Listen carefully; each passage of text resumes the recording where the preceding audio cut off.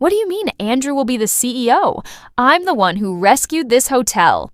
My voice resonated through the freshly updated lobby, bouncing off the contemporary, mountain-themed decor I'd spent months perfecting. Mom's dismissive gesture felt like a slap in the face. Claire, sweetie, your brother possesses more natural leadership skills. You're too focused on details, she said, as if explaining something to a child. That's when Ryan walked in, hands in his pockets, wearing that smug grin I'd known since childhood. Hey, sis, don't take it personally.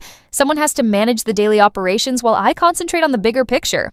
I'm Claire Anderson, and at 52, I never imagined I'd be fighting for recognition in my own family's business.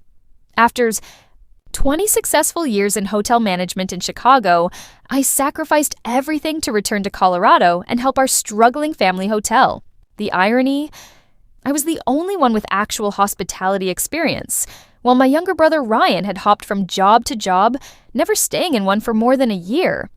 What really frustrates me is that 8 months ago, Dad called me in tears, saying they were weeks away from bankruptcy. Without hesitation, I sold my condo in Chicago, cashed in my savings, and came back to help. The hotel was stuck in a time warp with outdated decor, no social media presence, and reviews that made me cringe. I worked tirelessly to modernize. Everything, from the reservation system to the lobby furniture. God knows how many nights I spent hunched over spreadsheets, negotiating with suppliers, and training staff. I even leveraged my industry connections to get us featured in travel magazines, and it paid off. The transformation was remarkable. The Mountain Pine Lodge went from a 2-star disaster to the talk of the town. Our bookings doubled, and for the first time in years, we were making a profit.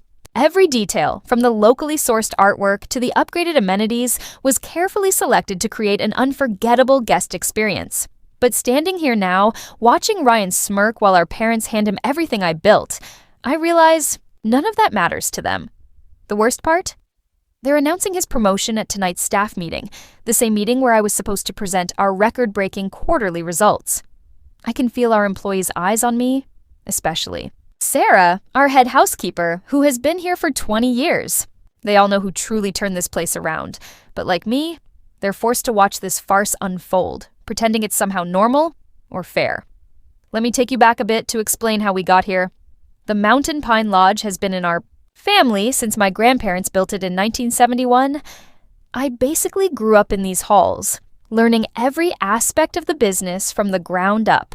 While other kids played house, I helped Mom with check-ins and watched Dad deal with maintenance issues. The hotel was my second home, and I cherished every moment. Ryan, however, was different. 3 years younger than me, he never showed any interest in the family business. While I was studying hospitality management in college, he bounced between majors, first architecture, then business, before dropping out altogether to find himself. Mom and Dad never seemed concerned. He's just creative, they'd say. He needs time to figure things out. Meanwhile, I was building my career in Chicago, climbing from front desk manager to regional director for a major hotel chain. Yet, every success was met with lukewarm congratulations from my family. That's nice, dear, but when are you coming home? When are you getting married? It was never enough. When Dad called about the hotel's financial troubles, I knew exactly what needed to be done. The place was losing money due to outdated systems and inefficient processes, with no real marketing strategy. The online reviews were brutal. Stuck in the past, needs major updating, not worth the price. It broke my heart to see my family's legacy crumbling. I took a leave of absence from my job in Chicago, which eventually became a resignation, and dove into the rescue mission. The first month was just damage control, fixing broken equipment, updating the booking system, and training staff on basic customer service. I tapped into my savings to replace the ancient carpeting and give the lobby a facelift. Every penny I spent was meticulously calculated to maximize return on investment.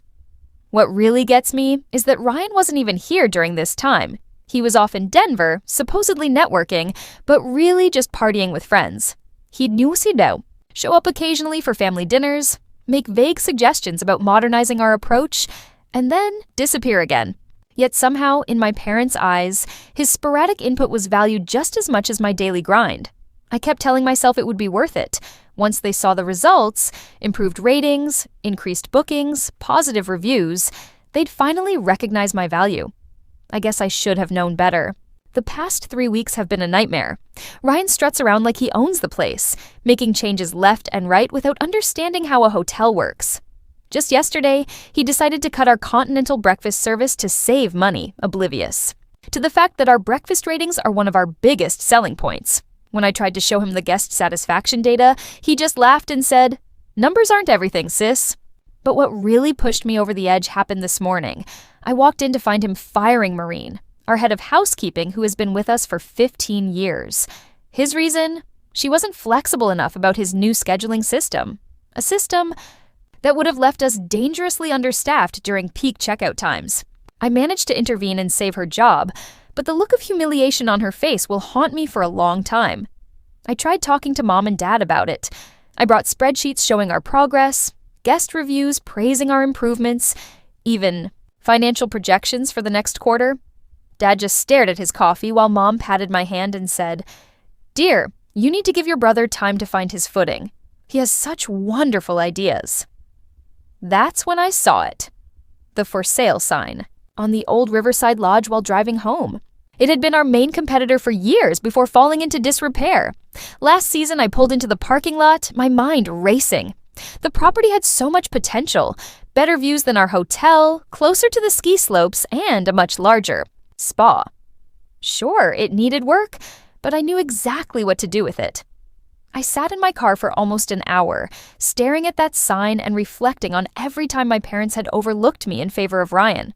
Every achievement dismissed, every suggestion second-guessed, every contribution minimized. Something inside me snapped, or maybe it finally clicked into place. I called my realtor right there in the parking lot. The owners were eager to sell, and thanks to my savings and stellar credit rating, I could make it happen. By the time I drove home, I'd already scheduled a viewing for the next morning. For the first time in months, I felt energized, excited even. I wouldn't have to watch Ryan destroy everything I built. Instead, I would create something new, something that was entirely mine. Let them see what they gave up when they chose him over me. The next few months were a whirlwind of activity. I poured everything into transforming the Riverside Lodge into something extraordinary, while Ryan was busy throwing parties at Mountain Pine Lodge. I worked with contractors, redesigned spaces, and built a team of top-tier hospitality professionals. I named it The Summit, maybe a bit on the nose, but I wanted everyone to know exactly what I was aiming for. Word spread quickly through town. Some called me spiteful for competing with my family. Others, especially those who'd worked with me at Mountain Pine, quietly cheered me on. My parents tried to guilt-trip me at first. "How could you do this to your brother?" "To us?" Mom would ask during our increasingly rare family dinners. I just smiled and changed the subject. Meanwhile, Ryan's mismanagement was taking its toll on Mountain Pine Lodge. Their reviews started to decline, with complaints about inconsistent service, maintenance issues, and cleanliness problems. 3 longtime staff members quit within the first month of his leadership. I heard through the grapevine that they had to slash their rates just to, said, loud enough for them to hear. That evening, the magazine editor told me they were naming The Summit the best boutique hotel in the Rockies in their upcoming issue. The same issue would feature a piece on traditional hotels struggling to adapt, with Mountain Pine Lodge as the prime example. When the article came out, it was like a bomb went off in our small town. Everyone who had whispered about me being spiteful had to acknowledge the truth. I built something extraordinary while Mountain Pine Lodge was failing. Not because of me, but because of their poor decisions. Looking back on everything, it's hard not to feel a mix of emotions. Part of me still hurts from how my parents treated me, how they brushed aside all I'd done as if it were nothing. But a bigger part of me feels liberated. I'm living my life on my terms, not waiting for someone else's validation. When I walk into the Summit every morning, I'm reminded of what I built with my own 2 hands. The vibrant lobby buzzes with life. Guests chatting excitedly about their plans for the day, staff moving efficiently with warm smiles, the faint aroma of freshly brewed coffee mingling with the clean mountain air drifting in when the doors open. It's everything I ever wanted the Mountain Pine Lodge to be, and seeing it thrive gives me a deep sense of pride. My team at the Summit has become my family in ways I never expected. Many of them, like Sarah and Maria, are former employees of my parents' hotel who left because they recognized the same lack of leadership I did. They've been instrumental in making the Summit a success, and their loyalty humbles me. Sarah often jokes that she finally feels like her experience and ideas are valued, and I completely understand how she feels. Outside of work, I've started reconnecting with old friends. For years, I was so wrapped up in trying to prove myself to my parents that I let important relationships slip away. Now, I'm making time for coffee dates and hikes, rebuilding those connections. Some townsfolk who initially criticized my decision to compete with my family have even come around, admitting they admire what I've accomplished. I've also started to find my place in the community again. Hosting events at the summit has helped me reestablish old bonds and create new ones. Just last month, we held a fundraiser for the local animal shelter in our new event space, and it was a huge success. Seeing people come together for a good cause reminded me why I wanted to work in hospitality in the first place, to create spaces that bring people joy and comfort. But it's not all perfect. There are moments, especially on quiet evenings, when I think about my parents and Ryan. As much as they've hurt me, I wish things could be different. I sometimes wonder if they've ever truly understood the sacrifices I made to save our families. Legacy? Still, I've come to realize that their approval isn't something I need anymore. My success, my happiness, they're mine, and no one can take them away. For so long, I lived in the shadow of their expectations. But now I'm finally standing in my own light. It was about 3 weeks after the Colorado Luxury Hotels Awards when my parents finally reached out again. They asked me to come over for dinner, just the three of us. I hesitated for a moment, but decided to go. I wanted to hear what they had to say, even though I wasn't holding my breath for a real apology. When I arrived at the house, the atmosphere was different. My mom greeted me with a nervous smile, and my dad avoided eye contact, fiddling with his watch, the way he always did when he was uncomfortable. Over dinner, they started with small talk, how the weather was unusually warm for the season, how they'd heard about the summit's latest 5-star review. I could tell they were building up to something. Finally, Dad cleared his throat and said, "Claire, we wanted to say we're proud of what you've accomplished." My mom quickly added, "We know we haven't always shown it, but we do recognize how much work you've put in.